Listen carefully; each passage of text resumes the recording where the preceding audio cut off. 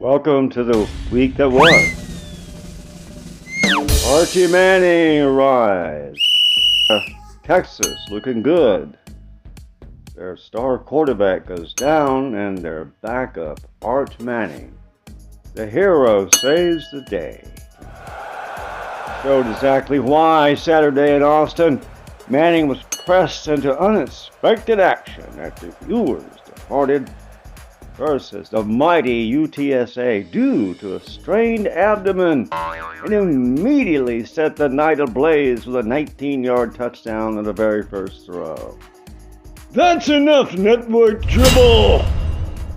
The big story has to be Georgia, Kentucky. Who cares about Texas and whatever they played today? Archie Manning is good. He played, he scored, it means nothing. Football fans are very familiar with Manning's touchdown passes, but Arch's next act was something foreign to both Peyton and Eli. The sophomore raced 67 yards for a touchdown, and once Texas got the ball back, the route was on. Just in case you're wondering, that's important, guy. Final numbers: a remarkable 223 yards passing, whopping 4 touchdowns, plus the other score in the background. Viewers spent the second half watching the game. The street closed, and no reported timeline for recovery. Now next. It's important that Texas scored a lot. Texas is good. Texas made it clear that Ewers, what's his name? What was his name? The other guy. Quinn Ewers. They say he deserves to be the starter. Having said that, Manning played a good game today, and Texas has a quarterback controversy. The good kind. They have 2 great quarterbacks who can score, but they haven't played anybody yet. Getting back to the narrative, Milroe making Heisman case. Entering Saturday, Tim Tebow and Johnny Manziel were the only Power 5 quarterbacks to post 3 straight games with at least 2 rushing touchdowns.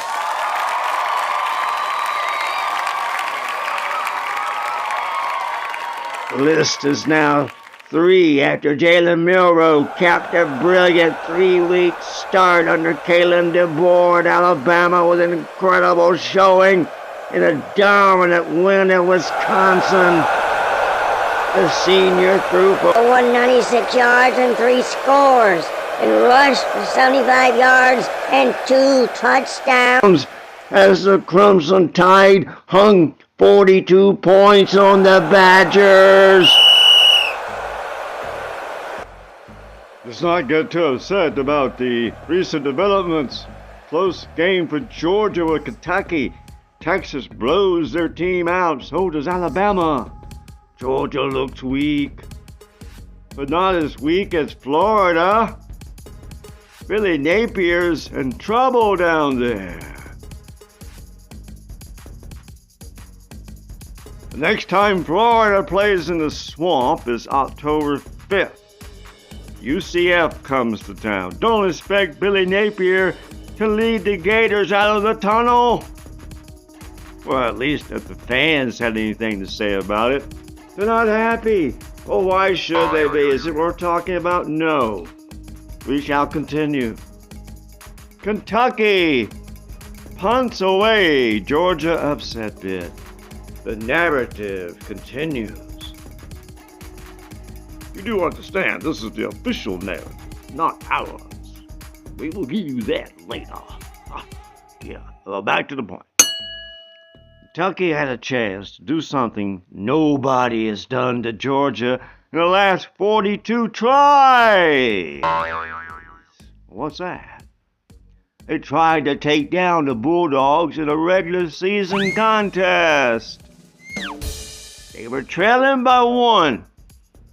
Faced a 4th and 8 on Georgia's 47-yard line. 3 minutes to play. Mark Stoops opted to punt the ball back to his opponent. Another 10 yards for the Wildcats would not only have converted a first down, it would have gotten them within Alex Raynor's field goal range. The standout senior was already a perfect 4 for 4 on the night, including a 55-yarder. Instead, Georgia took over on his own 15-yard line after the punt, moved the ball 45 yards, and killed 2 minutes and 49 seconds of clock. And Kentucky was eventually left with 9 seconds on the clock from its own 20. A virtually impossible setup for getting into field goal range.